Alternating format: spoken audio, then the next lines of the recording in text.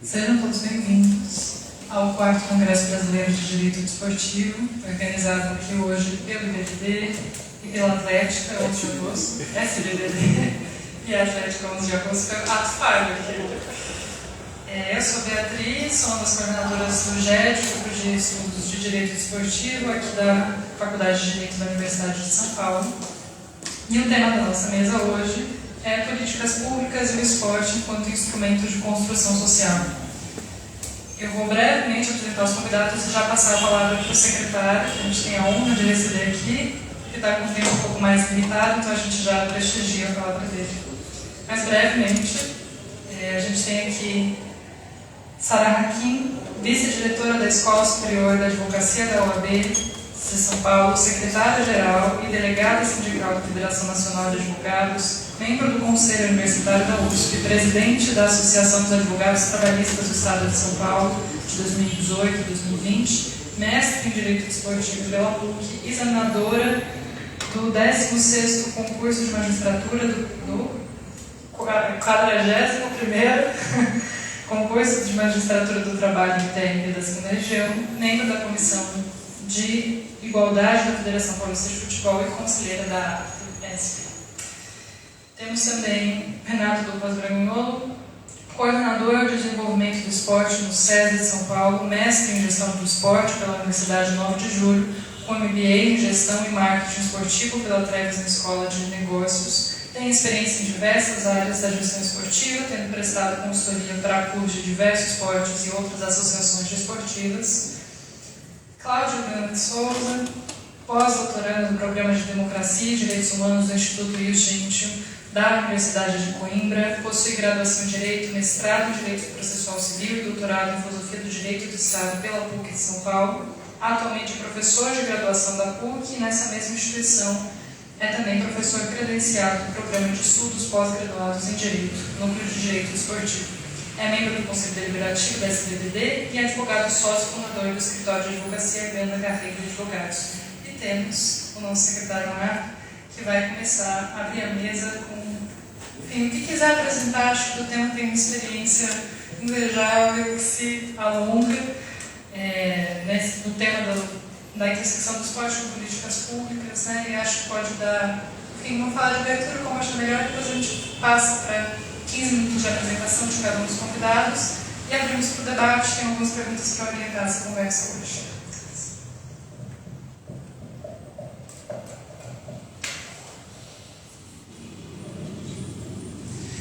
Boa tarde, quero começar agradecendo o convite, que vocês estão presentes, que estão nos assistindo à distância. Dizer da alegria de estar aqui hoje, já tinha participado de outros congressos do mesmo instituto. E nessa sala, quando eu entro, olhando para a Sara, que é uma amiga querida, um exemplo de advogado, um combatente de advogado, uma combativa advogada, eu vi a Maria Bussaiva e eu me permito falar um segundinho que a importância da política pública para a inclusão, né? E falo isso como quem presidiu a OAB de São Paulo, a OAB de Advogados de São Paulo. E na nossa, quando estava o presidente, um dia eu fui conversar com o presidente do tribunal, e esse presidente viu duas coisas que me preocupam profundamente.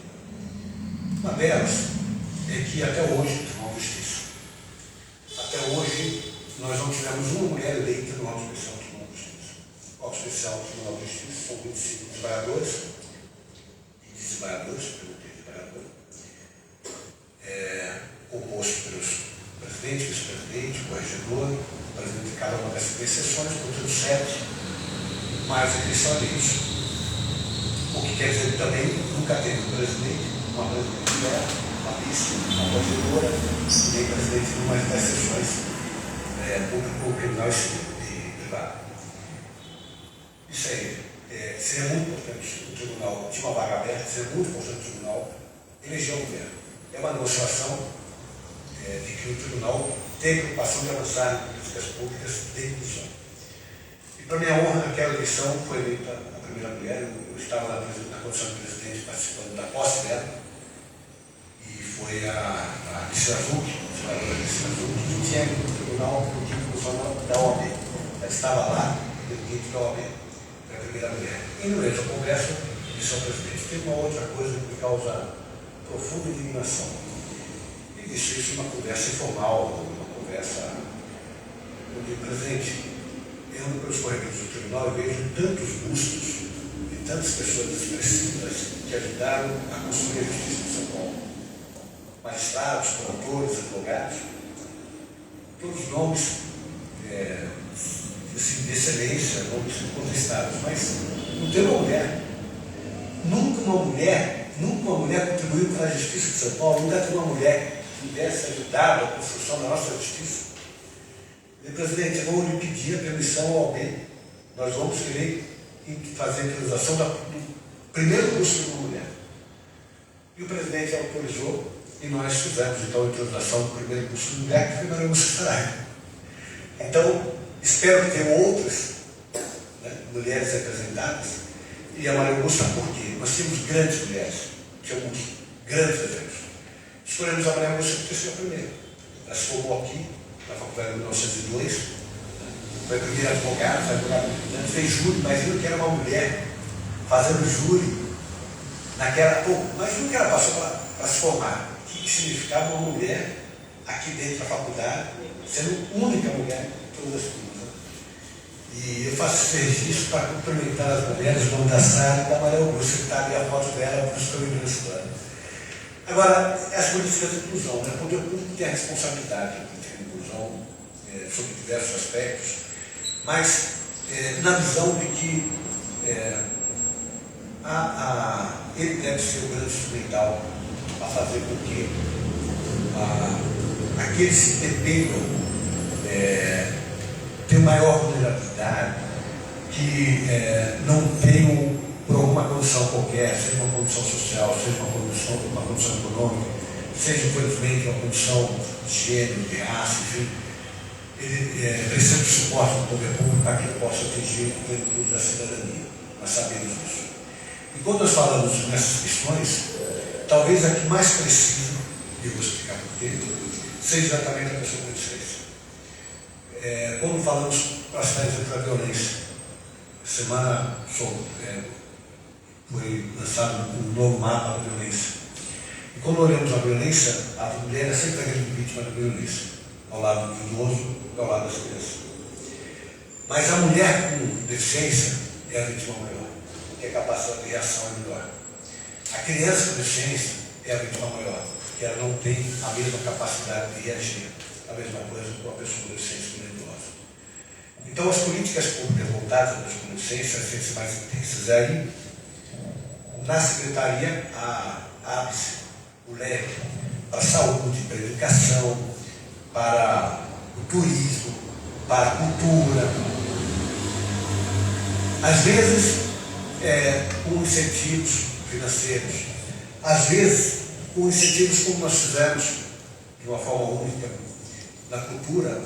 A Secretaria de Cultura lançou 24 editais da Lei Paulo Gustavo e, num pedido nosso, acrescentou nos editais que pelo menos 10% do projeto cultural que fosse beneficiado por aqueles recursos, se não me engano, 360 milhões, pelo menos 10% deveriam ser investidos na acessibilidade. Não é justo.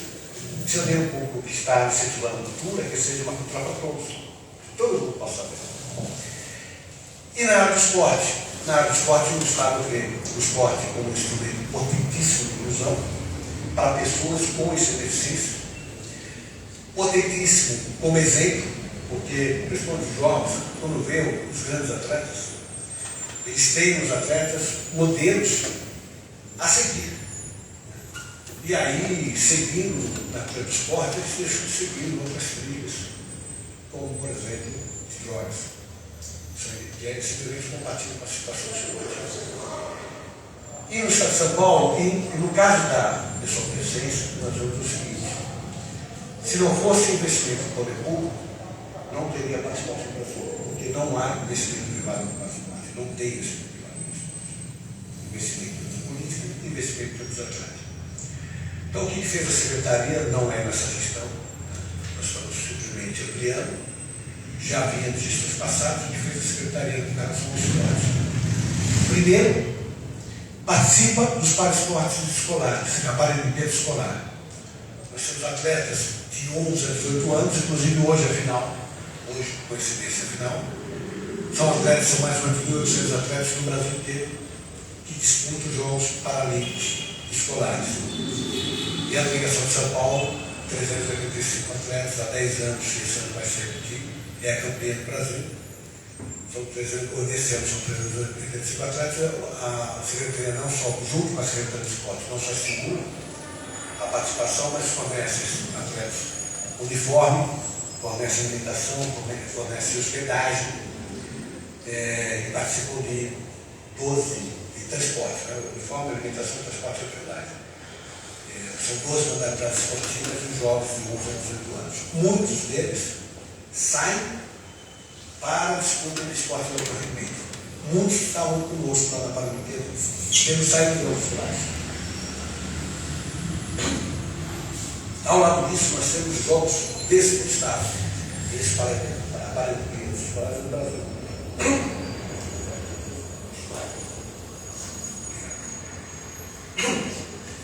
Aí, em termos de Estado de São Paulo, nós temos o Paresc, que são jogos regionais paralímpicos, que é realizado pela Secretaria, obrigado, professor.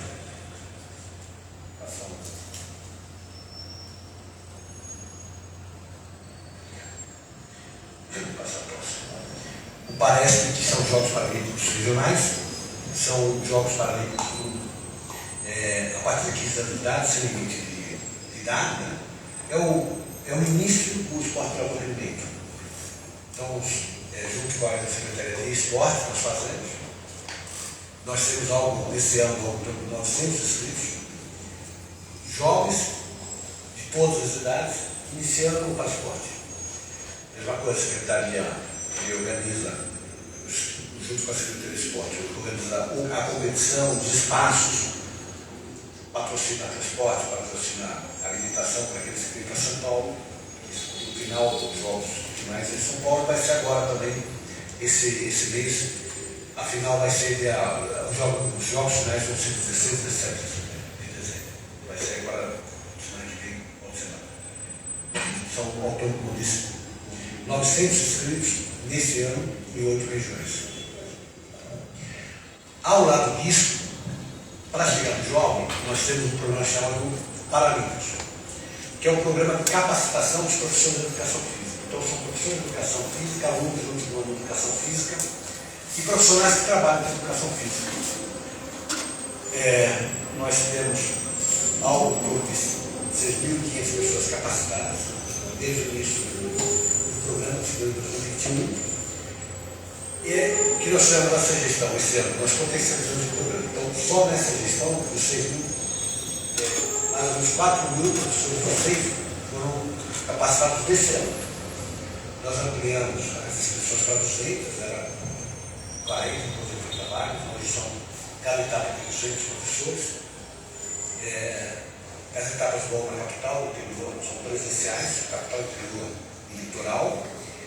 Fechamos agora em Catandu, a semana que vem, a etapa número 70, nesse ano, já foi organizado 69 etapas. E o Estado fornece a mesma coisa, né? Fornece de graça o curso, fornece alimentação, experiência para aqueles profissionais. São 8 modalidades. As modalidades, normalmente,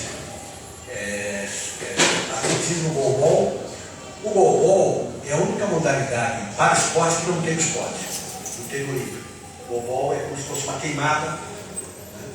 É só pegar a bola, são 3 atletas de cada lado, para cada time, serve, joga a bola, só que fez pressão, a pessoa joga pressão não tem similar no esporte olímpico, só no paralímpico.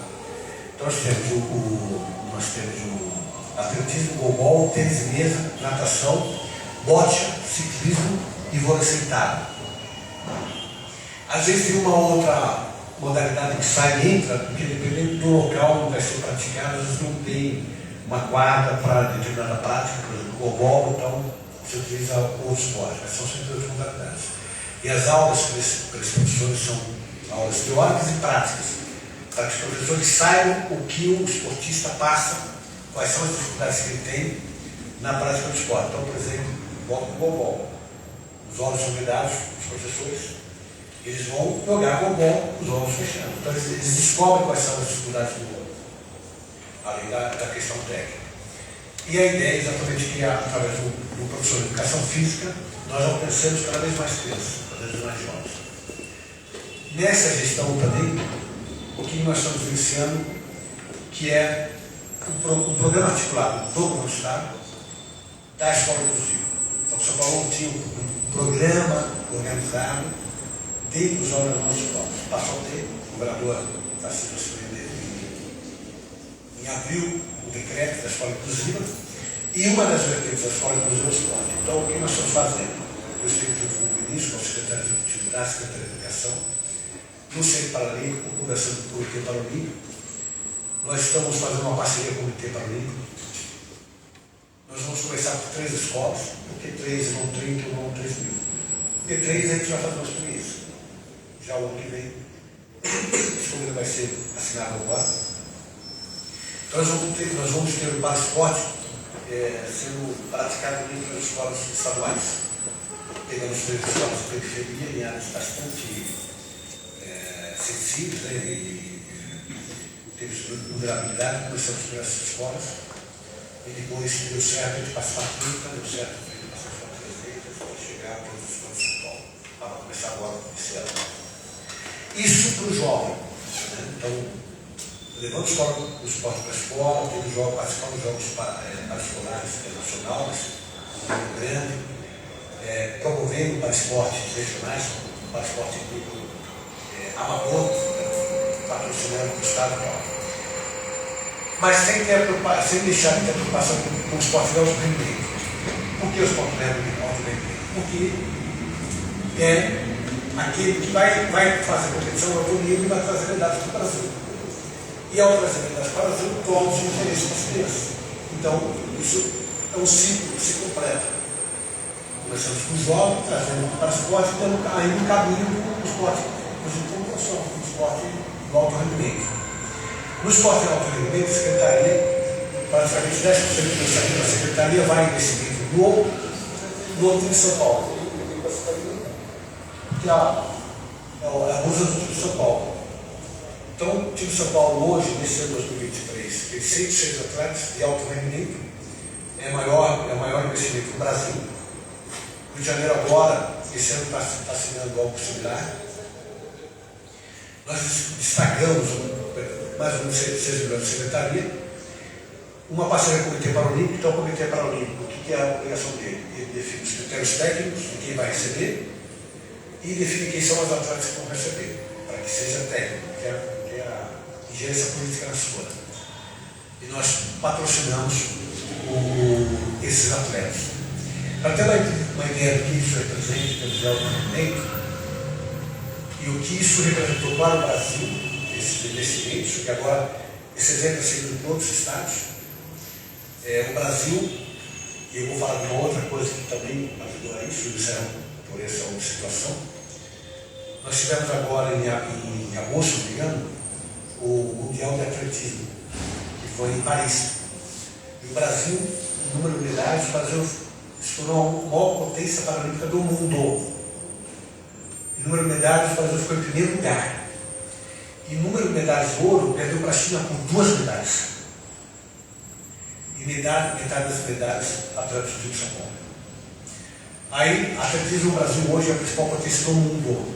Não perde para ninguém. Aí nós vamos para a natação. A natação foi em Manchester, em setembro. Mundial de natação, o Brasil ficou em 4º lugar. 4. Acima dos Estados Unidos, acima da Inglaterra, acima da Austrália. E foi 4º lugar pau a pau, não foi distante. Metade das medalhas de São Paulo. Então, esses atletas nossos estão e ajudam muito o Brasil. E agora nós tivemos os Jogos Pan-Americanos. Para ter uma ideia, o Brasil ficou em primeiro lugar, com um total de 343 medalhas. Se somar o segundo lugar dos Estados Unidos, o terceiro lugar foi a Colômbia. os 4 outros lugares, os 4 países do segundo, terceiro, quarto lugar, não dão o número de medalhas que tem o Brasil. Para ter uma dimensão do que representou o Brasil no esporte paralímpico. O Brasil teve mais medalhas e o Brasil teve a história do sarrafo. Você vai aumentando o sarrafo. O Brasil já tinha batido o recorde de medalhas em Lima, que foi o último Pan-Americano, tinha recebido 308 medalhas. Ele saltou de 308 para 343. É muita medalha. Eu tive a oportunidade de estar lá em Santiago, a coisa que mais tocou é o Nacional. A gente passava, o pessoal cantava o Nacional, via a camiseta do Brasil, cantava o Nacional. Muito bem acolhida, né? Santiago sabe disso. Eu não conhecia a cidade maravilhosa. E 150 dessas, 343, 156 medalhas de ouro, batendo também o número de medalhas de ouro de Lima, que foi 124. Os números aumentaram muito. E o time de São Paulo estava lá, participando. Nós participamos do 106% com 61 atletas. Por que a gente participou com o número menor? Porque tinha atletas novos que vão para Paris. Mas Santiago não tinha competição, por exemplo, vôlei sentado, nós patrocinamos o vôlei sentado, não tinha competição vôlei sentado em Santiago. Nós temos atleta, por exemplo, o Vinícius, em 100 metros, na classe dele, ele foi prata em Japão, última Paralimpíada, e não pôde ir porque o Paraesporte se divide em séries. Então, 100 metros livre, no Olímpico é 100 metros livre. O Paraesporte não tem a classe 1, classe 2, classe 3, classe 4, 5, 6, dependendo do tipo de deficiência, que vai até a situação do cérebro. Então, cada classe tem os seus competidores. Mas como não tinham competidores e não qualificados o suficiente para todas as classes, juntaram classe. E ao juntar classe, alguns dos nossos atletas ficaram de fora. Então, de 106 atletas, nós levamos só 61. O Vinícius, por exemplo, não foi, que é prata na Paralimpíada. E ainda assim, o desfalque de 40% dos atletas, São Paulo, até o último dia, São Paulo estava em segundo lugar. Se fosse só para efeito de identificar o desempenho, nós só perderíamos para o Brasil. No último dia, os Estados Unidos passou à nossa frente. Então, por uma medalha. Nós encerramos com 54 medalhas de ouro, os Estados Unidos encerrou com 55. E o Brasil com 156 medalhas. Então, é só para tomar atenção do que representa esse investimento que o governo de São Paulo faz no esporte de alto rendimento através do time de São Paulo investindo diretamente nos atletas. Como eu disse, hoje outros estados começam a entrar e outros participam. O esporte brasileiro cada vez mais se destacando. E aí eu encerro nas políticas públicas como o Centro Paralímpico Brasileiro. Alguém conhece o Paralímpico Brasileiro? Já foi? É um negócio que eu convido todos a ir no Centro Paralímpico. O começo para imigrantes, onde tem aquele centro de exposição, no São Paulo, não lembro como é que chama, do lado esquerdo, do lado direito é o Centro Paralímpico. O Centro Paralímpico Brasileiro é o investimento público do Estado da Secretaria, então pertence à Secretaria. O Estado trabalha na secretaria. Poucos lugares do mundo eu tenho Manchester, para mim, não chega perto. Santiago, com todo respeito, e valorizo demais para o Santiago, não chega perto do nosso. O nosso é excepcional. E o nosso foi feito, foi inaugurado em 2014, se não me engano, eu estava presente na inauguração. E numa parceria que foi feita com o Comitê Paralímpico. Então, quem faz a gestão do Centro Paralímpico é o Comitê Paralímpico, que é quem seleciona a representação do Paralímpico. O Esporte Paralímpico do Brasil, o Comitê Paralímpico, então são mais de 400 competições por ano, mais de 400 competições por ano. E a chegada do Centro Paralímpico é que fez com que o Brasil tenha duas coisas. A existência do Comitê Paralímpico, que tinha confederações, e as confederações, que eram natural, Confederação do Esporte e o protagonismo do esporte, e acabava criando uma competição dentro do esporte. E é chegado o Comitê Paralímpico, essa competição acabou, que engoliu o esporte paralímpico no Brasil, o Comitê Paralímpico. Então foi fundamental. E a existência do Centro Paralímpico foi um salto de qualidade, porque eu sempre faço uma brincadeira, eu sei que todo mundo gosta de futebol. Então assim, você vai disputar, é assim, o esporte tem que ser, o esporte ao treinamento tem que ser praticado no ambiente de competição, mesmo em termos de treinamento. O Centro Paralímpico permitiu isso, o Centro de Treinamento permitiu isso, porque o espaço lá é um espaço de alto rendimento. A pista atletismo é uma pista que pode ter competição internacional.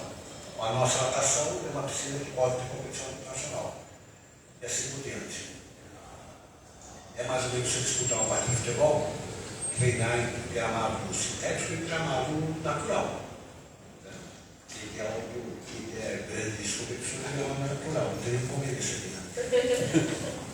Mas eu brinco, gente, não é uma brincadeira, mas a ideia é que o espaço do treinamento seja igual. Então houve esse investimento muito bom no ano do Estado. E agora, finalizando, tem o futuro, né? Então, o que a gente está pensando no futuro? Bom, é um sonho que a gente começa a estudar. O governador todos os anos estudar. O Brasil, como eu disse, hoje é o top 10 no esporte paralímpico. Nós temos o sonho de levar o Brasil para a top 5. O Israel presidente, advogado, militante, da ordem, presidente da Comissão da Pessoa da Justiça Europeia. Quais são os esportes que dão mais medalhas? Atletismo, natação e ciclismo. Nós não temos no Brasil, nós temos um velódromo no Brasil que fica no Rio de Janeiro. Esse velódromo, por uma série de questões que não vale a pena mencionar aqui, acaba não sendo utilizado dentro da Câmara. Então, o esporte, o ciclismo no Brasil, tanto o ciclismo olímpico quanto paralímpico, vai buscar alternativas de treinamento que não lhe permitem ter a mesma condição que terão que enfrentar num desafio oficial. Então, por exemplo, São Paulo nós temos a USP, que tem um velódromo, temos velódromo aqui Campinas, caminho de Campinas e Indaiatuba, são ótimos, mas são pistas de cimento. E o velódromo oficial, a pista é coberto, nós vamos ter o velódromo coberto, e é a pista de madeira. Isso faz diferença, porque então, para o esporte de alto rendimento, isso faz diferença. Nós temos 30 competições no Olímpico e velódromo, 30. E nós temos 51 competições que tem essa classe no Paralímpico. No Brasil, praticamente não existe. Só que são 51 competições e representam 153 unidades. Com 30 representam 90. Se o Brasil disputasse 15% das 153 unidades, o Brasil seria top 5 hoje. Então nós começamos o sonho, o governador todos os sonhos, começar a estudar da construção do velódromo lá no Centro Paralímpico. Por que no Centro Paralímpico? Porque lá você já tem um curso de manutenção. Então se você não construir o velódromo em outro lugar, a parte de segurança, a parte de manutenção, você duplica. Então a ideia é construir lá, tem espaço lá ainda para isso. E nós estamos pensando lá. Estamos pensando também junto com o Centro Comitê Paralímpico em ampliar o número lá no Centro Paralímpico. Nós temos não é hotelaria, mas nós temos hospedagem, 280 camas hoje. As competições, a gente não amplia as competições, o Comitê Paralímpico quando eu falo a gente, é Brasil, é São Paulo, tá? Não é secretaria. Nós não ampliamos porque nós não temos mais quartos para, por exemplo, para essa criança, 280. Então nós estamos vendo uma possibilidade de ampliação de quartos. E um sonho final que a gente está acalentando junto com o comitê, que é uma parceria que nós fizemos em Mérida com as universidades de São Paulo, USP, Unesp, Camp, Unesp, IPT, ITO, as universidades federais do Estado de São Paulo estão entrando também, que foi envolver as universidades, trazer a ciência para a questão da pessoa com deficiência. todos toparam, nós estamos com projetos agora mesmo, nós estamos com a FAPESP financiando, nós estamos com 3 editais da FAPESP. A USP, que foi assim, estímulo nosso, encabeçando um projeto, junto com a Unesp e com a Unicamp.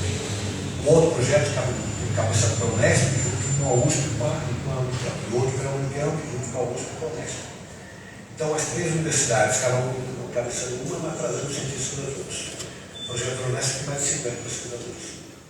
Financiados, a pesquisa, aí no caso deles, uma pesquisa vai ser para prótese de órtese, para que São Paulo tenha uma produção de órtese e prótese. A outra para tecnologia civil, então, por exemplo, em Abraia, custa 30 mil reais, a gente vai tentar desenvolver uma tecnologia similar, mas com preços substanciosos. E a última, inteligência artificial. Inteligência artificial para quebra da barreira de comunicação, para inteligência artificial para começar a fazer conversão com deficiência intelectual. E nessa linha, fechando a minha fala, é trazer a universidade a ciência do esporte, mais perto, mais presente. Quem sabe até no Centro Paralímpico a gente consiga um dia ter uma universidade dentro do Centro Paralímpico. Esse é o sonho que nós estamos começando a sonhar juntos. Então, aí fecha o ciclo. Você começa com criança, sinaliza com alto rendimento e dá uma base científica para que esse dá instrumentos, dá equipamentos, né? Fornece equipamentos e traz a ciência para que nós possamos ter um desenvolvimento cada vez maior. Isso tudo sempre levando em consideração o seguinte: o investimento no esporte não é o investimento no esporte pelo esporte. É o investimento no esporte pelo esporte instrumento de cidadania, o esporte é um instrumento de saúde, de inclusão e, acima de tudo, de dignidade. E é esse o trabalho, todo o esforço que nós temos todos nós. É fazer com que todo mundo, com ou sem deficiência, todos nós tenhamos dignidade de vida.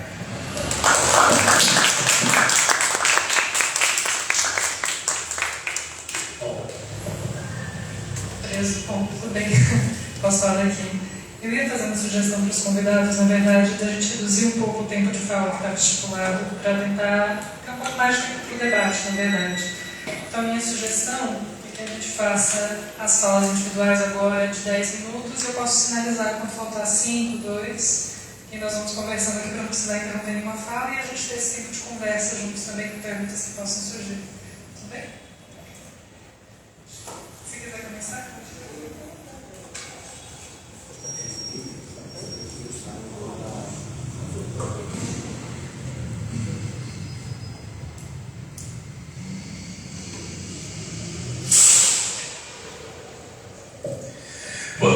boa tarde a todos. É um prazer estar aqui. Eu quero, em primeiro lugar, externar cumprimentos, mas ao mesmo tempo agradecimentos à doutora Flávia Zanini, a quem eu tenho profunda admiração, profundo respeito pela sua trajetória, pela sua construção profissional, principalmente intelectual, a qual eu tive a oportunidade de testemunhar alguns passos. E na sua trajetória acadêmica, na sua trajetória social, demonstra isso através das suas ações acadêmicas, políticas, públicas, etc. Então, muito obrigado. E na pessoa da doutora Flávia, também aos demais integrantes da SBDD, da qual eu tenho a honra de participar, de ser um membro com modesta contribuição, mas presente. Agradeço a Beatriz, gentil mediadora, que nos recepciona aqui e facilita os trabalhos. Eu também agradeço. A doutora Sara Raquim, uma alegria estar na sua companhia novamente. Tem sido muito gratificante compartilhar da sua companhia e desfrutar do seu conhecimento, do brilho da sua presença e das suas ideias. Cumprimentar o estimado doutor Marcos da Costa, com quem eu já desenvolvo uma convivência acadêmica já de algum tempo, em primeiro lugar, possibilitado pela pessoa do reitor José Vicente, da Universidade Zumbi dos Palmares. Nós tivemos os primeiros contatos lá, enquanto eu era coordenador do curso de Direito lá durante alguma época. e pela vida, né? Na OAB, que já estive sob sua liderança, sob sua regência nos 2 mandatos à frente da OAB Paulista, e o Dr. Renato, né? Coordenador de política do SESI em São Paulo, segundo eu anotei aqui, que eu tive o prazer de conhecer nesse minuto e nesse momento, e também agradeço a presença e os cumprimentos a todos.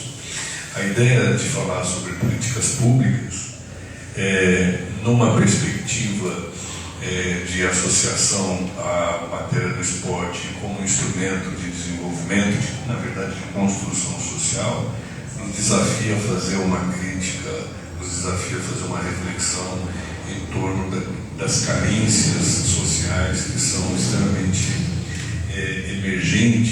emergenciais no sentido do enfrentamento, o que reclama observação acurada acerca das fontes de financiamento, o que revela uma profunda indiferença das camadas mais abastadas da sociedade naquilo que representa a sua cota de contribuição, cota de sacrifício, no que significa o esforço digamos, de participação privada, de verdadeira renúncia solidária em benefício dos semelhantes, principalmente aqueles mais necessitados.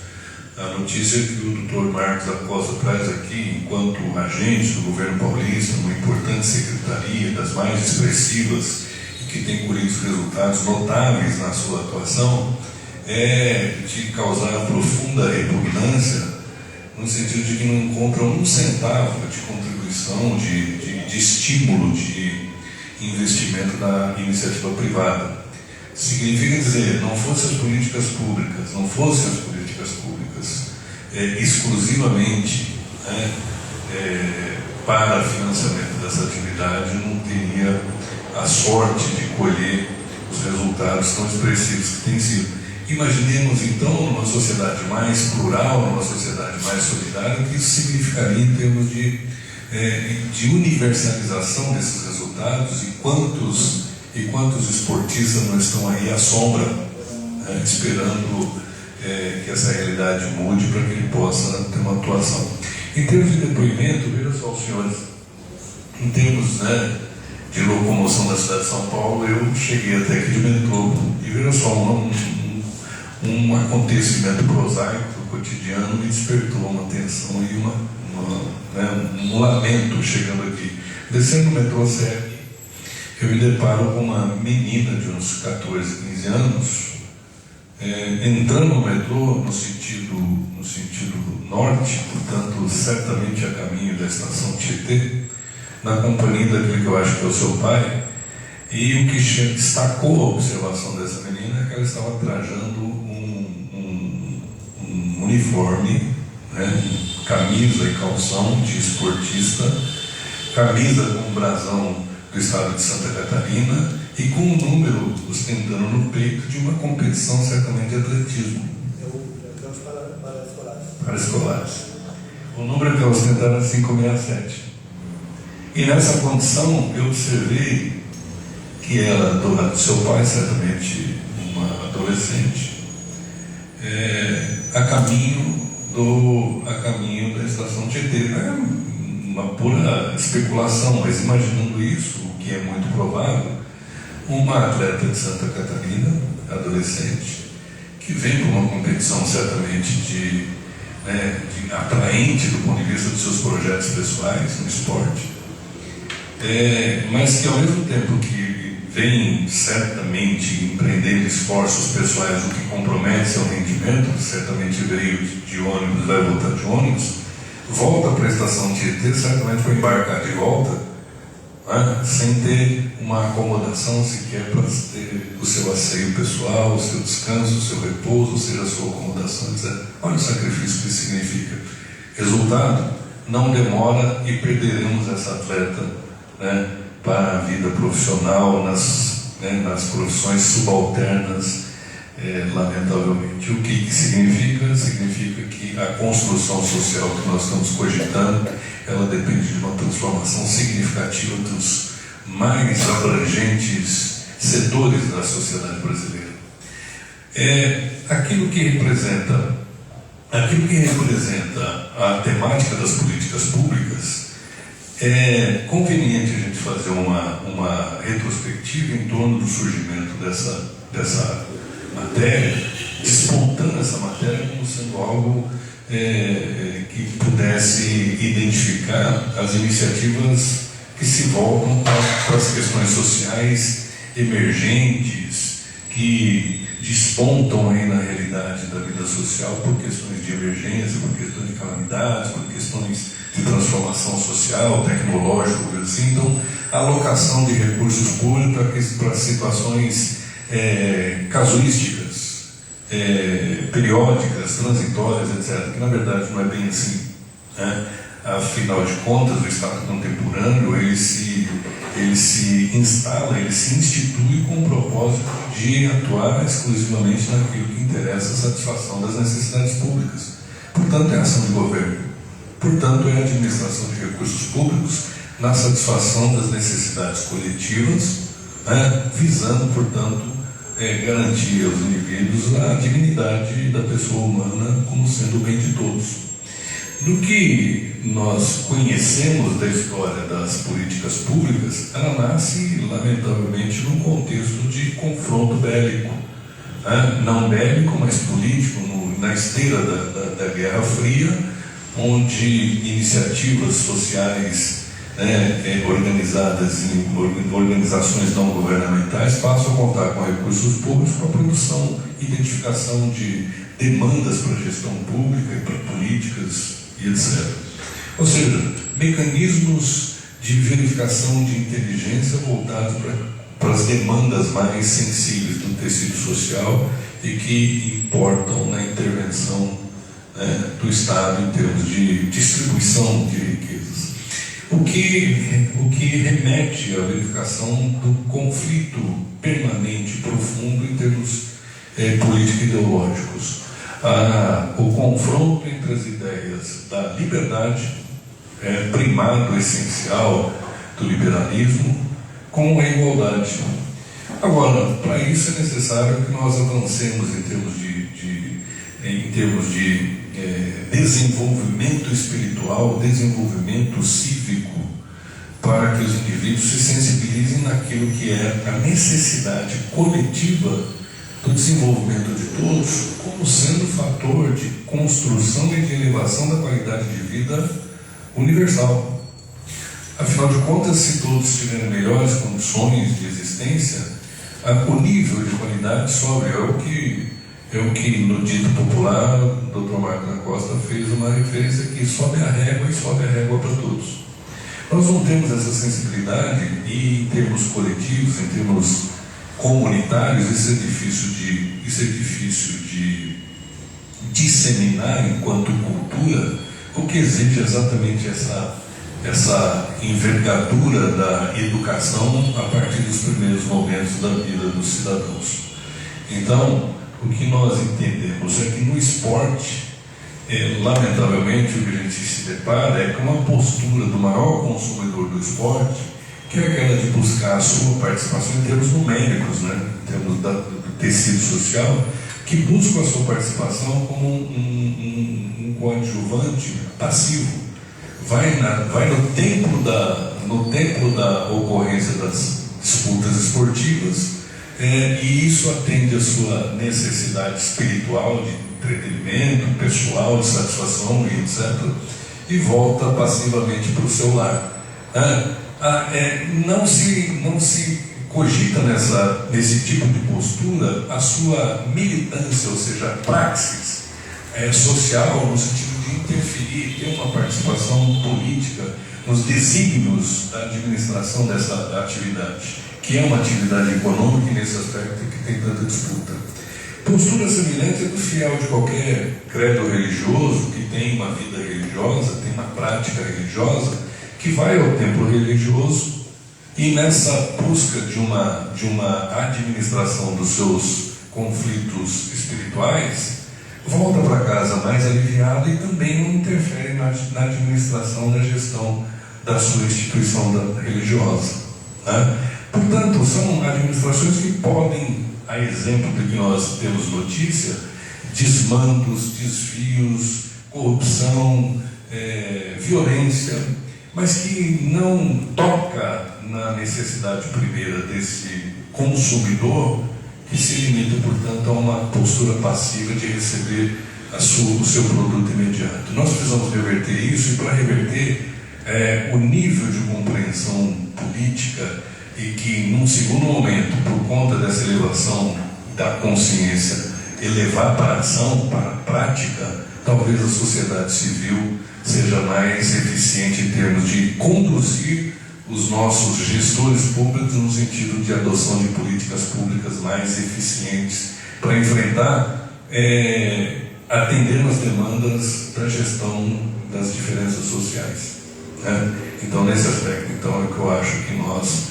podemos, para o esporte, almejar resultados que são semelhantes à política pública brasileira, que é das mais bem-sucedidas em termos ideais, lamentavelmente não na prática, por conta de carências, porque enfrenta resistência, combate, etc., que é o SUS. Política social, política pública da maior legitimidade em termos de atendimento das carências sociais, em termos universais, o SUS é um exemplo que decorre de luta incansável de vários setores da sociedade civil, e disso resultou esse modelo que é exemplar naquilo que eu menciono neste momento. Obrigado pela atenção de todos. Eu fico por aqui.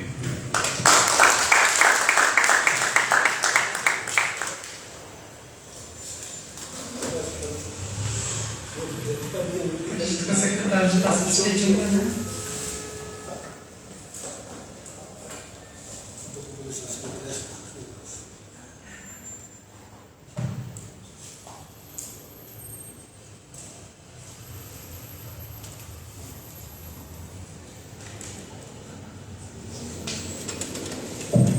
Eu aproveito para fazer uma breve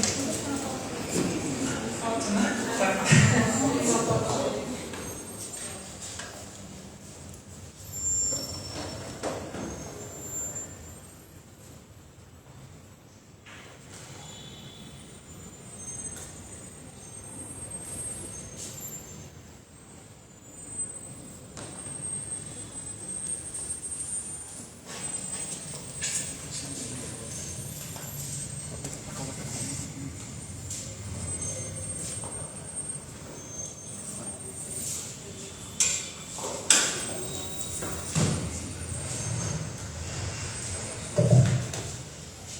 Eu ia fazer um breve comentário sobre essas duas falas que a gente teve até agora, para emendar as próximas apresentações, mas esses pontos de intersecção interessantes entre as duas falas, no sentido de que o esporte ele é algo não apartado de outros direitos sociais, de outras esferas da sociedade, de outras políticas públicas, mas algo que evidentemente dialoga com elas, né? Então, como o secretário pontuou, dialoga com políticas de saúde, de educação, de inclusão social como um todo, de atenção aos direitos de cidadania, e acho que agora, como o Dr. Cláudio pontuou também, como ele é fundamental para a gente pensar qualquer política pública universal e de inclusão de camadas e setores da sociedade que costumam ser excluídos, né, não só de políticas públicas de educação, de esporte, mas fundamentalmente setores que não têm esse direito ao lazer, ou direito a algo que não seja trabalho, né? Então, de ter interesses, de ter paixões, de explorar hobbies,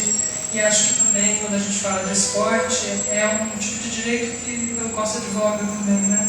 De poder explorar isso, como acho que foi muito presente na sua observação dessa menina saindo do metrô, de ter essa paixão, de explorar isso, né? De ter as oportunidades e os recursos para isso. Então, enfim, agradeço muito a fala. E passo a palavra agora para a doutora aqui para frente. Obrigada, boa tarde.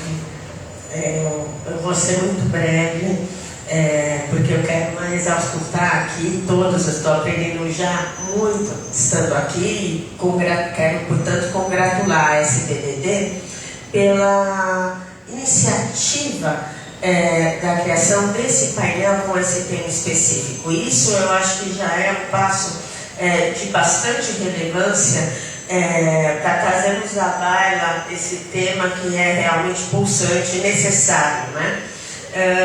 E também agradecer a essa entidade pela oportunidade de estar aqui, ladeada da nossa Beatriz, nossa anfitriã, do meu mestre, sempre mestre, do professor Cláudio Ganda, que foi decisivo e da maior importância. Eu faço questão de reiterar isso, professor, da importância que foi a sua atuação e como o senhor me deu as mãos no meu mestrado em Direito Esportivo na PUC.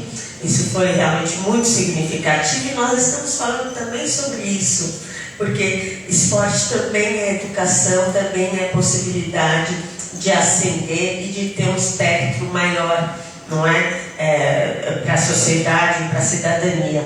E também aqui agradeço a oportunidade de estar ao lado do professor Renato, ele que é do SESI, e eu fiquei muito impressionada, uma oportunidade que há pouco tempo tive a felicidade de estar lá, e realmente o SESI faz um trabalho muito empenhado, com uma estrutura gigante realmente, e que é um patrimônio realmente do nosso estado e do nosso país. Então, é muito bom estar consigo. Dizer que a estadia aqui, ainda que breve, do nosso secretário de Estado também é muito significativa. E é muito significativa para todos nós, porque quando nós falamos em pessoas portadoras de deficiência, ou pessoas com deficiência, por vezes esse assunto não ganha muito interesse do público, principalmente porque nós não temos deficiência, né? Vamos dizer, algo que nos limite, né? Então isso é muito comum. Mas, com o nosso secretário, nós temos um outro tipo de visão, e ele fala isso em suas palestras, porque todos nós estamos sujeitos a ser vitimizados e, eventualmente, por conta de eventuais acidentes, ou até por conta da idade, do avançar da idade, de vir a ter alguma limitação na vida, seja em que campo for. O nosso secretário, ainda quando era presidente da OAB, foi vitimado por um acidente de carro. Ele sempre foi tão dinâmico em toda a sua vida de classe, né, em sua vida social, e o que acabou fazendo decorrer uma amputação na sua perna, e a partir de então toda uma adaptação para este novo momento. Ele que esteve entre a vida e a morte, e essa história que nós vivenciamos, porque nós estávamos ao seu lado, realmente foi muito importante para visualizarmos as dificuldades tantas daqueles que são portadores de deficiência, mas como isso também é possível de ser transposto quando você tem ao seu lado uma estrutura para avançar. E veja, quando nós falamos em esporte nesse campo de políticas públicas, nós temos que ter a noção da grandeza e do gigantismo do que é o esporte, porque até o final do século passado nós tínhamos grandes tensões causadas entre as potências americana e soviética, e isso reverberou em várias zonas de influência, mas também no esporte, mas dessa feita positivamente, porque nós víamos nas Olimpíadas o retrato do que eram estes países. Então, quando nós falamos de esporte, falamos de políticas públicas, nós também estamos falando do que é aquele país no cenário internacional, do que representa aquele país no cenário internacional e do que ele tem intrínseco, do que ele tem interiormente, do ponto de vista de cidadania, de atuação social, de educação. Então isso diz muito sobre o país em que nós estamos. E as políticas públicas, elas vêm adensar, elas vêm consolidar, elas vêm efetivar a cidadania e as questões sociais que estão na nossa Constituição Federal, que realmente, como bem disse a Beatriz, falam em direito ao lazer, em direito à educação, em direito ao exercício do esporte, seja ele de alto rendimento, seja ele profissional ou não. Mas isso na lei, na letra fria da lei, é de importância, mas precisa ser efetivado, não é mesmo, Beatriz? E é através dessas políticas que nós adensamos o esporte, seja como lazer ou seja com possibilidade profissional. Nós temos aqui exemplos, até pouco tempo nós acordávamos cedo para ver a Rebeca Andrade, né, a sua atuação do ponto de vista internacional, e ela é justamente um exemplo de uma atleta que teve todo o estímulo do Bolsa Atleta, que é realmente uma das políticas das mais importantes para o esporte, seja ele olímpico ou paralímpico. Então, são programas como este que nós temos que aplaudir e aumentar e enaltecer para que abrace um público maior. Mas sem desaperceber também da importância da sociedade participar desses projetos e dessas iniciativas, porque a participação da sociedade, seja no executivo, seja no legislativo, ela é uma possibilidade. E ela pode se fazer efetiva através das associações, de entidades como a SBDT, por exemplo, da apresentação de projetos, de estudos para projetos de lei. Então, é importante identificarmos as zonas, as áreas de maior vulnerabilidade, sempre emanados com institutos como o IBGE, por exemplo, que pode trazer esses dados de forma mais objetiva para canalizarmos essas políticas públicas mais efetivas. E, inclusive, no que diz respeito à democratização dos espaços públicos, que nós vemos aqui ainda uma carência enorme quanto à possibilidade de acesso, inclusive para aqueles que são portadores de deficiência, mas mesmo aqueles que têm uma condição social menos privilegiada, porque é muito mais difícil para aqueles que estão nas periferias e que estão longe dos centros terem acesso aos meios, né,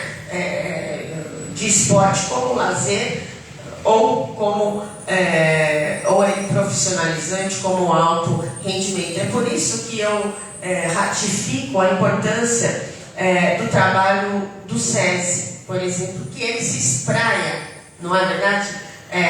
Pelo município, ele se espraia de uma forma que realmente permite o que nós temos de melhor, esse acesso para as pessoas de todas as classes sociais, para que elas possam realmente alcançar os seus objetivos e aquela cidadania sobre a qual falamos na Constituição.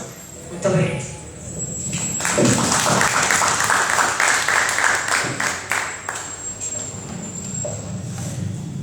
Acho que é uma fala extremamente pertinente, até porque, enfim, o direito desportivo, de modo geral, ele costuma ser um pouco mais privatista, né? A gente trabalha com o direito privado em diferentes esferas, mas ele está intimamente relacionado com esse campo público, com o campo da política pública, inclusive em equipamentos que não são inteiramente públicos, mas que, enfim, dependem ou se relacionam e dialogam com essas políticas públicas. Em uma das esferas que foi citada por você, do secretário, pelo professor, que é o financiamento, né, da gestão. E eu acho que com esse gancho também passo a palavra para o doutor Renato poder contar um pouco da sua experiência no SESI.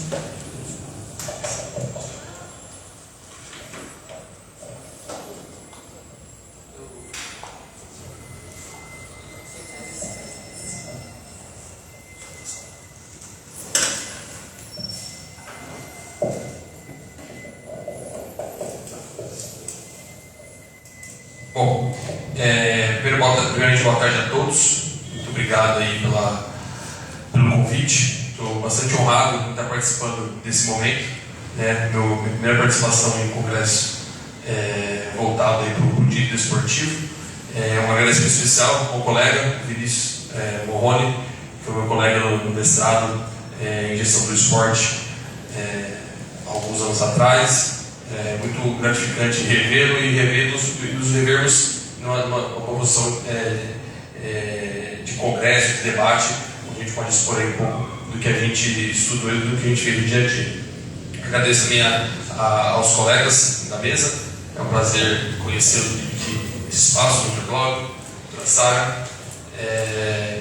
Como eu bem disse, meu nome é Renato, eu atuo no SESI São Paulo, né? Estou aqui como convidado. Eu tenho, por mais que hoje futuramente eu compor aí aos colegas, sou acadêmico no curso de Direito, mas eu sou formado no curso de esporte com mestrado em gestão esportiva. A minha formação é esportiva e é nesse sentido que eu quero trazer para vocês a minha experiência voltada na entidade que eu trabalho hoje, que é o SESI São Paulo, entender um pouco como é operacionalizada toda essa proposta que a gente tem de levar uma política pública, né, para a sociedade.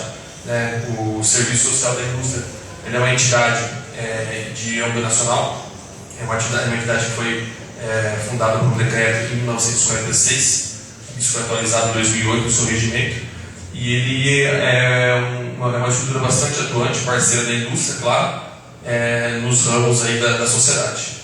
Então, a minha ideia é trazer para vocês um pouco de uma visão sistêmica, pensando do ponto de vista de gestão também, de um programa de formação esportiva e o impacto que esse programa ele é gerado na comunidade. Está bem? Por gentileza. Só um breve relato aqui de como é operacionalizada essa estrutura, né? O SESI ele é regido por um regulamento, trago aqui o regulamento atualizado de 2008. O seu financiamento ele vem de um recurso compulsório da indústria, né? Então, quem acaba financiando toda essa estrutura, independentemente se é departamento regional ou nacional, é o empresário da indústria, né? Que tem no seu princípio básico, orientador da sua metodologia, ajudar-se quando necessário o indivíduo, o grupo e a comunidade, né? O SESI aqui ele replica algumas questões que nós temos na nossa Constituição Federal e traz todo esse atendimento voltado para a educação, a cultura, ao lazer e ao esporte, mais especificamente, que é o que eu vou tratar aqui com vocês. Tá legal? Vamos lá. Então, eu queria trazer para vocês, né, pensando do ponto de vista de gestão, do ponto de vista operacional, como que a gente faz para essa política pública, aqui no caso, falando bastante especificamente do esporte, chegar até a comunidade, chegar até a sociedade. O SESI, aqui eu falo especificamente do Departamento Regional do Estado de São Paulo, não falo da diretriz do Departamento Nacional. Aqui nós temos a liberdade, tem um objetivo estratégico que foi proposto até 2025, que é promover a inclusão por meio do esporte, incentivando a formação de novos talentos. E a palavra novos talentos ela não vem à toa, eu vou explicar para vocês, porque nós temos uma rede sistêmica, uma rede organizada, continuada, que trabalha a formação esportiva dando acesso a essa população. A nossa estrutura esportiva, trazendo aqui de uma forma sequencial, em uma parceria com a educação, a cultura corporal esportiva é um componente da educação escolar e da BNCC. Então, no SESI São Paulo, nas nossas unidades, nós temos o esporte de rendimento, que são 20 unidades. Nós temos professores capacitados e específicos para trabalharem ações esportivas com esse público. É um público voltado aí a uma formação e uma atuação semanal para públicos do Fundi 1, né, de 6 até 10 anos. Né?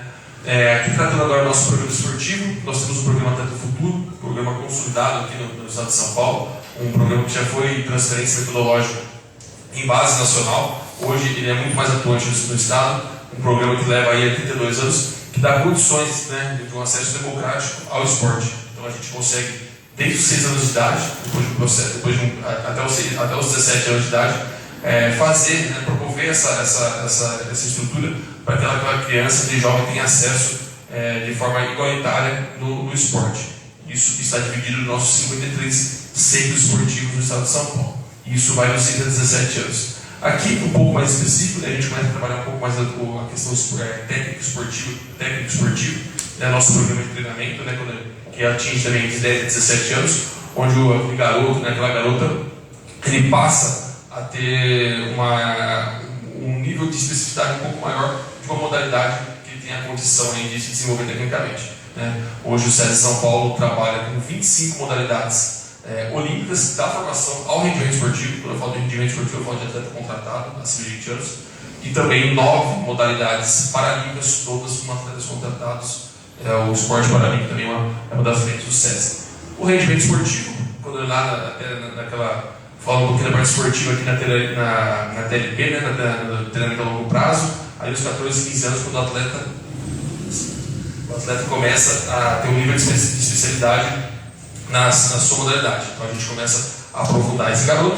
E o rendimento esportivo, aqui a gente fala já nas nossas equipes, que são atletas já acima de 20 anos, a gente fala aqui do desporto profissional, que é o grande chamariz, né, que são os atletas que são os grandes exemplos do nosso processo de formação. Tá bem? Pode passar. Pode passar esse slide, que é uma timeline de há quanto tempo, você pode botar, há quanto tempo o SESI está atuando aí com os seus programas de formação. Tem uma história longa aí, especialmente no programa de acesso ao esporte, que é o Atleta do Futuro. Pode passar. Um pouco da nossa estrutura, né? São 53 clubes, né? São 100 atividades, com uma infraestrutura bastante capitalizada no estado. Vamos lá. E aqui eu queria trazer para vocês, só o Gabriel, por gentileza, pode voltar lá no primeiro slide, mais um, nesse slide. Isso, do anterior. Quando eu falei de tudo que envolve o esporte no SESI, eu acabei não falando do que a gente tem de principal, né? Que todos os nossos programas eles são orbitados, né, pelo princípio da pedagogia do exemplo.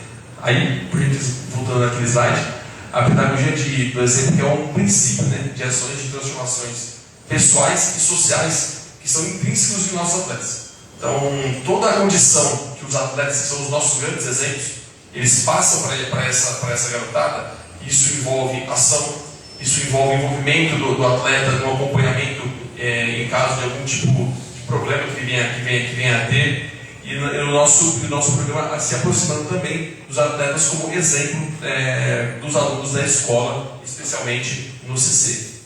Aqui um pouco de metodologia, acho que a gente não precisa entrar com muita profundidade, mas como ele é dividido, os pilares do nosso programa de formação esportiva, do Atleta do Futuro, que é o nosso grande programa aí de acesso ao esporte, baseado em eventos, baseado em aulas, em avaliações. Então existe todo um monitoramento, uma estrutura organizada de monitoramento e controle para essas crianças e jovens, né? Os marcadores sociais do esporte, em que os professores são capacitados para estar fazendo debates e levantando discussões de questões de racismo, igualdade de gênero, pessoa com deficiência física, entre outros. E também a participação plena da família, né, que necessariamente por essa metodologia que é desenvolvida se faz necessário o acompanhamento da família, não só em reunião de pais, mas nos eventos essencialmente que acontecem e, claro, da orientação caso seja necessário durante o período que aquela garota está inscrita no programa. Vamos lá. Aqui trazendo um pouco das questões de números, né? São 53 cargas, unidades. Nós temos a capacidade de fazer transferência de tecnologia. Quando eu falo de transferência de tecnologia, a gente leva metodologia para prefeituras, a gente leva metodologia para ONGs, para ADCs, para empresas parceiras da indústria. 80 mil alunos, 36 modalidades, 50 empresas, mais de 600 professores. Vamos lá. E aqui, esse é um vídeo que fala exatamente do nosso programa de acesso ao Atleta do Futuro. Pode chamar. Vamos lá. Vou dar um resumo para vocês. Eu pedi mais uns 5 minutos. Criou há 30 anos o programa Atleta do Futuro, que promove formação em cultura esportiva. 6 a 17 anos. Hoje, o PAF está presente em 53 centros de atividades do SESI São Paulo, espalhados pelo estado, e oferece 33 modalidades. A transferência de tecnologia faz a iniciativa chegar mais longe. Parcerias com a indústria, ONGs, associações, clubes, institutos, empresas privadas e órgãos públicos nas esferas municipal, estadual e federal. Tecnologia própria. O programa enxerga o esporte de participação como um princípio de e avaliações que analisam aspectos físico-motores, afetivos e cognitivos. Motoras, gênero, raça, altura, etnia e realidade socioeconômica. E a participação da família, que promove a integração e a parceria no desenvolvimento e acompanhamento do aluno. Só em 2023 já são 84 mil alunos em 140 estados. Ainda esse ano, o programa assume uma nova frente, vai contribuir para no país com o futebol feminino. Na primeira fase serão 1.650 vagas para alunas de 6 a 15 anos em 11 unidades do SESI São Paulo.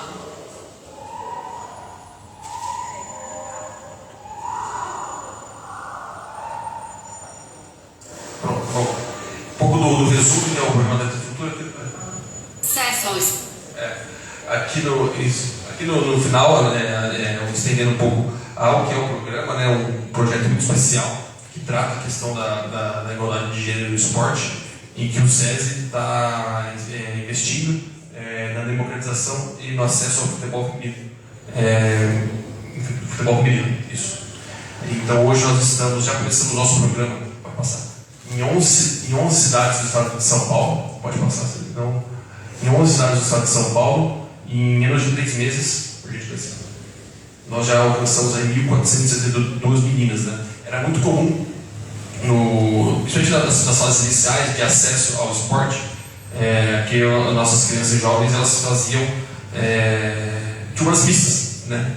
E hoje nós temos exclusivamente turmas voltadas para o futebol feminino. Esse projeto é um projeto que nós enxergamos com bons olhos, pensando principalmente no crescimento e no desenvolvimento do esporte ofertado apenas para mulheres. Tá bem?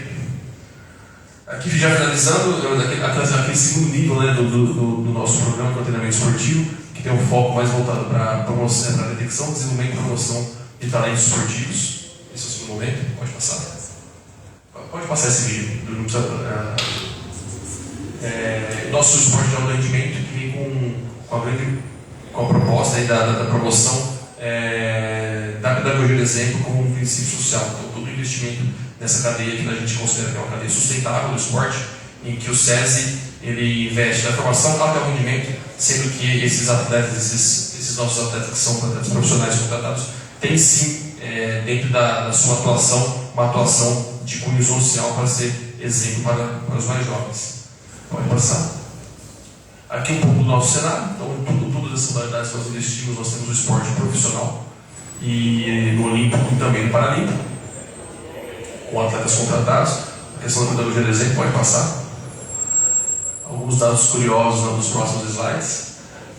Nos Jogos Pan-Americanos, até o secretário trouxe uma informação bem interessante em relação ao estado de São Paulo, numa analogia semelhante. O SESI São Paulo hoje seria o 7º colocado no quadro de medalhas, a partir dos atletas que são do nosso programa. Pode passar. Nos Jogos Pan-Americanos, nas modalidades olímpicas, o SESI hoje está em 12º. Uma notícia bastante empolgante que veio no início do ano, aliás, no final do ano passado, o SESI São Paulo foi eleito o melhor clube do país na maior premiação do esporte paralímpico nacional. Nossa entidade foi destaque e referência, reconhecida como referência de investimento no desporto paralímpico. Tá bem? Aí, vou pedir só mais 3 minutinhos, Gabriela. É o último vídeo que eu mandei para você. Quando eu falo da pedagogia de exemplo, nós temos muitas ações, muita coisa para trazer de informação. E ontem nós tivemos a gente chama de melhores do ano. Então nós premiamos as melhores ações. As ações que são voltadas, que são mediadas pelos atletas junto a alunos da escola, mediada pelos atletas no ambiente esportivo, que levam a resultados de impacto social, acompanhamento, enfim, e onde nós temos a premiação. Isso aí é um vídeo institucional que foi divulgado ontem, bem fresquinho para todos. E por gentileza. A cultura esportiva não só dentro das escolas, mas também na comunidade. Essa é a missão da pedagogia do exemplo, o ponto de partida de todos os projetos desenvolvidos pelo SESI São Paulo na área do esporte. Programa Atleta do Futuro, treinamento e rendimento esportivo, rede SESI de ensino. Todas essas ações têm como foco ensinar pelo exemplo e educar por meio do esporte, fazendo dele um poderoso instrumento de transformação pessoal e social. A presença do esporte na vida desses jovens traz muito mais que um estilo de vida ativo. Cria uma oportunidade para que eles se tornem protagonistas da própria história. Uma história escrita a partir dos valores do esporte, que formam vencedores dentro e fora das quadras, pistas e piscinas. É para isso que nossos atletas trabalham diariamente.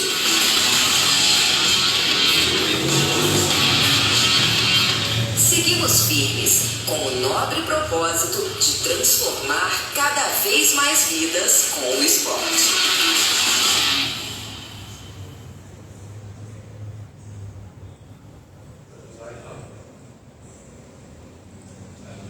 Bom, é isso, pessoal. Agradecer mais uma vez a oportunidade e o espaço que nos foi dado. E eu estou aqui à disposição de todos. Obrigado.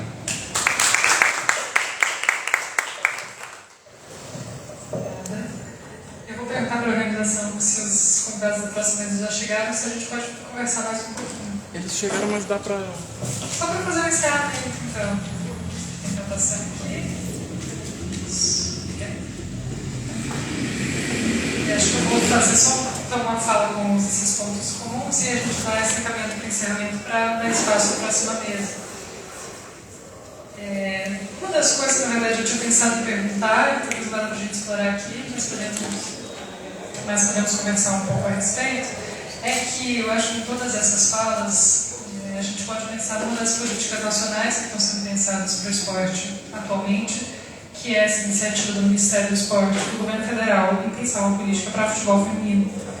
Pela primeira vez fazer um diagnóstico do futebol feminino em âmbito nacional, de pensar políticas públicas em âmbito nacional também para essa modalidade, e que acho que une diversas das inquietações que a gente trouxe aqui. Então, tanto essa preocupação com o futebol feminino em si, que o SESI tem, por exemplo, com essa formação de atletas desde o início, de detecção de quais são esses talentos, onde eles estão, como gerir esses grupos. Evidentemente também uma questão de inclusão, de oportunidade para essas meninas e do oferecimento de equipamentos, do suporte material, físico, para que seja possível exercer essa modalidade. E claro, acho que como a gente tem a experiência de estar aqui com o futebol feminino, especificamente no Federação Paulista, é algo interessante de pensar, porque no próprio desenho da política e no seu planejamento é interessante como ela toca em vários pontos que são da discussão de políticas públicas em geral. Então, por exemplo, uma das máximas de política pública que é: se você não tem dados de diagnóstico, essa realidade não existe para a política pública. E acho que isso toca todos os trabalhos aqui desenvolvidos. Então, você precisa ter um diagnóstico das realidades, onde tem falta de equipamento, onde tal modalidade é exercida, onde tem uma carência de serviço, onde existe uma carência de outros direitos para que se acesse o esporte, então o transporte, a educação, a necessidade de um suporte familiar, isso ser integrado para que o acesso ao esporte seja facilitado e permitido. Então, enfim, na verdade, acho que como é algo muito em voga e algo que tem chamado muita atenção de todos que trabalham com direito esportivo, estudam e pensam ele de alguma forma, que a gente está tendo agora, o Ministério do Esporte está divulgando os primeiros resultados dessa política, os diagnósticos a nível nacional, o que está sendo pensado em termos de implementação e de integração com políticas já existentes. Eu acho que, enfim, é algo que o nosso radar fica muito atento. Talvez a gente possa comentar, se for interessante para fechar. E, na verdade, eu acho que vou dar espaço para uma fala final de cada um, de cerca de 2 minutos, que a gente pode também encerrar um pouco dessas contribuições que foram divididas aqui hoje. Então, acho que vou começar com o Sara. Acaba o tema dessa inquietação.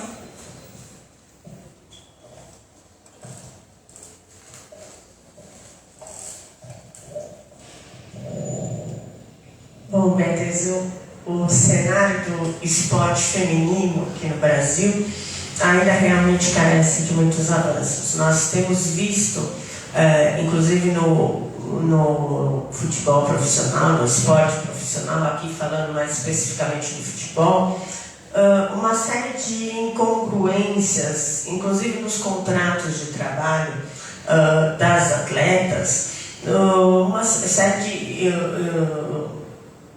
vamos intitular de incongruências, né?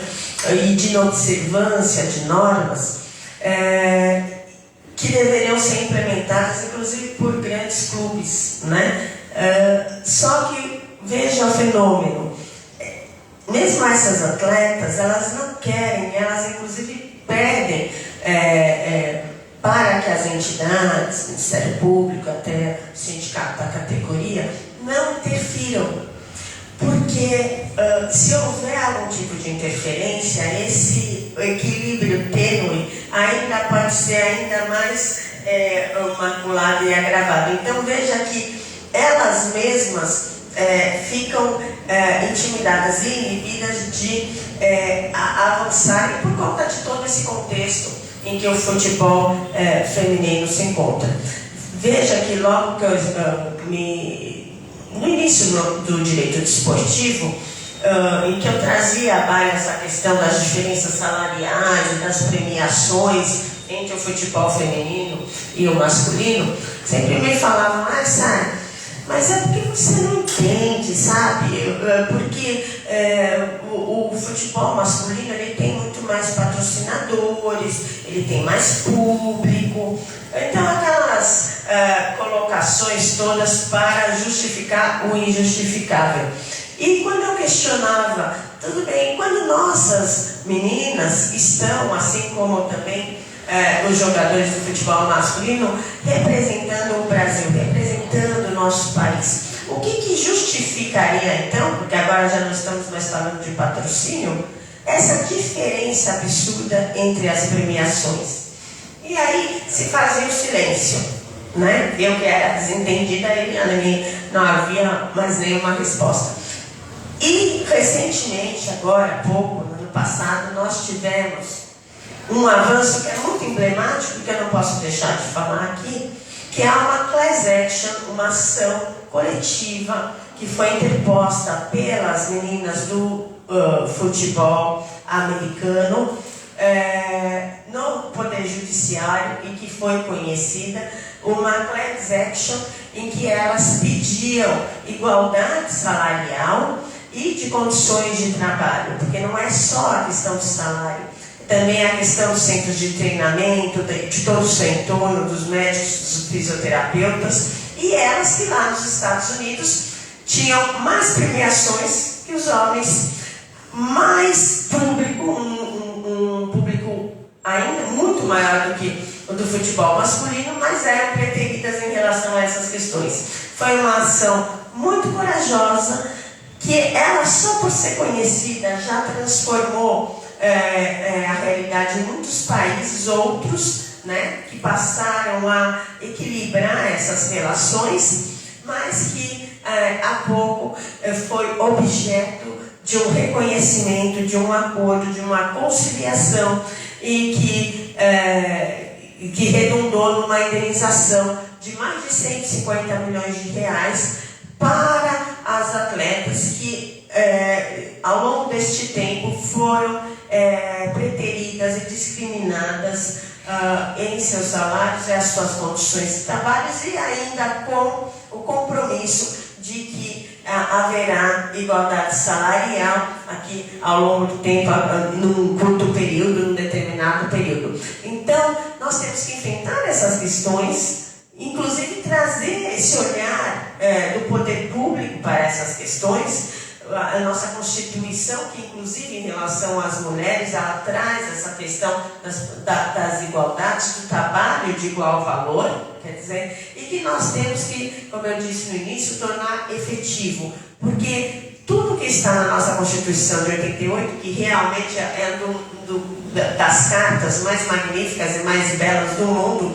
não tenho dúvida em relação a isso, mas que nós temos que tornar efetivo. Elas foram, durante muito tempo, as jogadoras de futebol americanas, dissuadidas de enfrentarem essa questão, até que decidiram, vamos entrar com essa ação, nem que seja para perder. E isso repercutiu no mundo inteiro com uma transformação realmente bastante contundente, não só lá, mas em todo o entorno, em todo o mundo.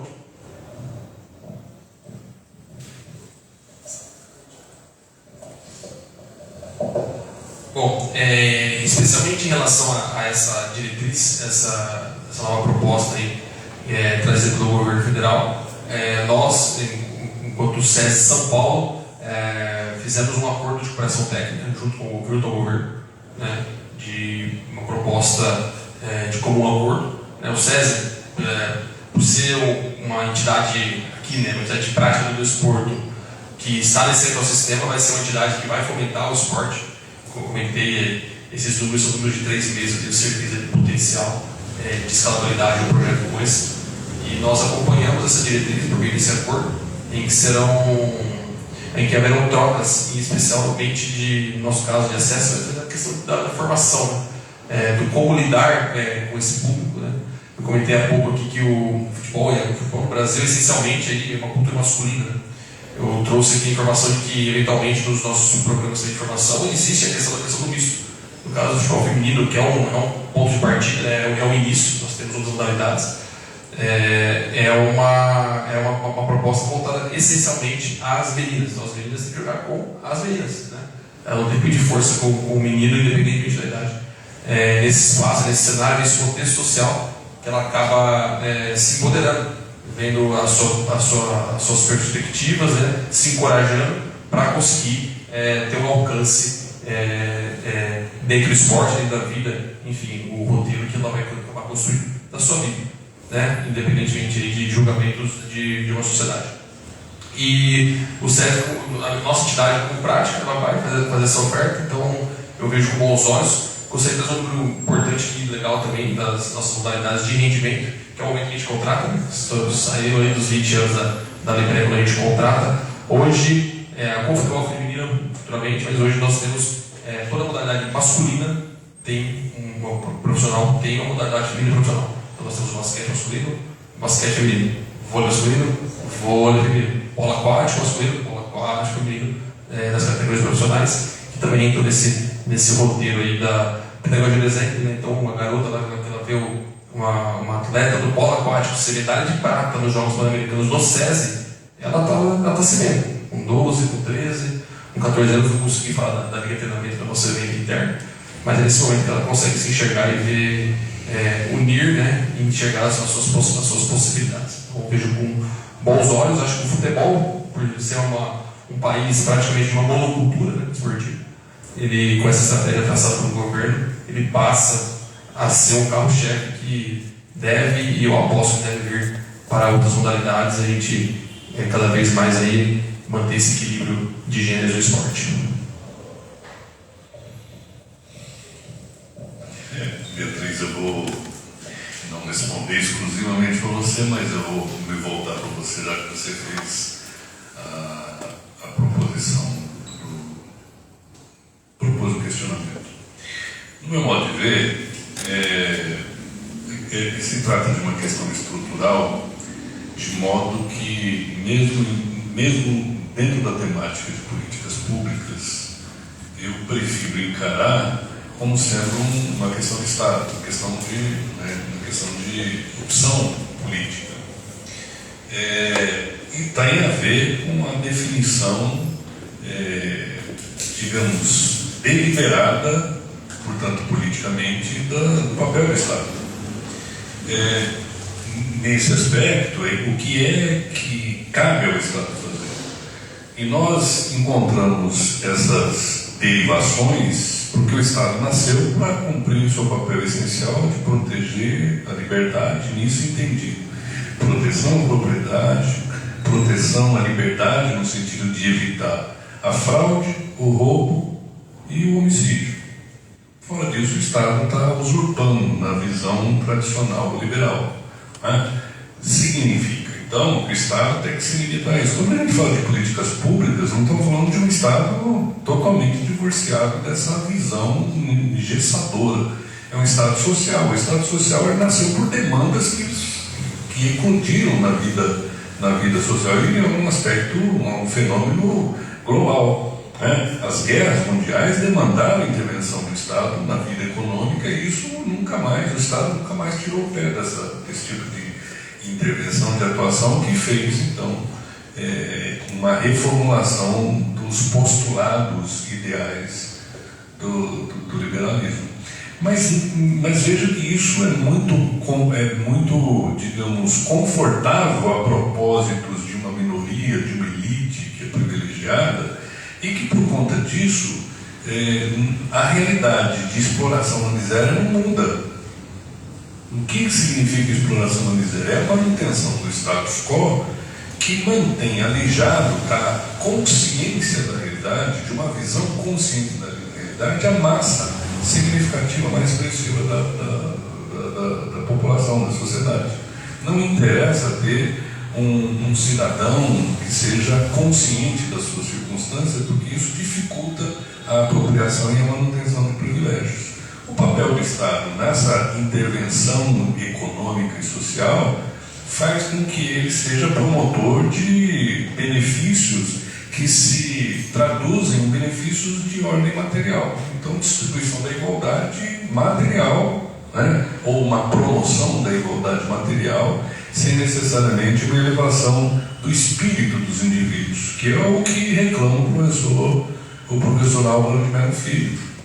O esporte tem essa capacidade de promover a melhoria material e espiritual. Sabe o que significa, então, esses legítimos reclamos, reivindicações em torno da proteção do futebol feminino? Na nossa realidade brasileira, a merecida elevação da importância e dignidade do esporte feminino, do futebol feminino, em termos de equiparação ao futebol masculino, vai relegar a miséria em torno da busca de realização pessoal das meninas que hoje sequer almejam isso. Mas é mais do que isso que nós temos que ousar. Nós temos que ousar a construção daquilo que está proposto pelo tema do painel, uma construção social que signifique, ainda que seja no microcosmo dos esportes, fazer com que as políticas públicas sejam derivadas de uma consciência voltada para a construção, significando então construção a partir de indivíduos emancipados na sua consciência e, nesse aspecto, mais capazes de uma intervenção social, de modo que as políticas públicas passam a ser resposta a essa demanda de parte da praxis social, não produto de construções teóricas, que é o nosso papel. Nós estamos desenvolvendo isso aqui hoje, nós estamos promovendo o desenvolvimento, a construção social a partir de teorias, né? E isso é muito, sem nenhuma crítica, sem nenhuma demérito, depreciação nesse aspecto, mas é muito elitista. Isso precisa ir para as ruas, e para ir para as ruas precisa alcançar, em primeiro lugar, a consciência das pessoas que são num espectro de inação. Essa reversão depende, portanto, da nossa capacidade de fazer com que essa teoria tenha repercussão na vida prática. Acho que com essa fala excepcional a gente pode encerrar esse painel. E aproveitando só então, também para sintetizar isso, mas de como, pensando no tema do painel, então como a gente pode pensar no esporte enquanto política pública de construção social, como o direito desportivo e os lugares que a gente ocupa, as posições, os trabalhos, dialogam muito com esse fim também. Então, seja na qualidade de um professor de direito, no diálogo com os alunos, na formação intelectual das pessoas que vão pensar políticas públicas, que vão estar nos clubes, que vão estar nos cursos de direito, que vão estar nas disputas que surgem no ambiente desportivo. É fundamental esse tipo de visão, seja na posição de alguém na gestão, na assessoria jurídica, de uma entidade como o SESI, né, que surge não só ainda que na iniciativa privada, mas como você mesmo disse, tem esse diálogo muito próximo com a esfera pública, com o que está sendo pensado de política pública, com o que pode prestar de equipamento, como dialoga com os incentivos às modalidades que são feitos na esfera pública também, e evidentemente como a gente faz isso enquanto advogado, nos espaços em que ocupa, como faz isso na Federação Paulista, enfim, nesse polo que é um polo de criação, que emana, que pensa, planeja e implementa política pública, monitora também de certa forma, né, os impactos disso, as transformações no esporte, como a gente acompanha aqui em São Paulo. E acho que, enfim, encerro um pouco com essa fala de como o direito esportivo, sendo esse campo multidisciplinar, né, que não tange direito do Estado, um direito mais do direito privado, de contratos, enfim, mas guarda essa multiplicidade também, que faz com que em diferentes cargos e posições a gente esteja comprometido com um tipo de ideal que possa perpassar todas essas áreas e posições, qual seja esse de se comprometer com o esporte enquanto uma ferramenta de construção, de inclusão social. Enfim, com isso eu fecho esse painel e passamos para a próxima vez. Muito obrigada pela presença, pelo tempo de todos.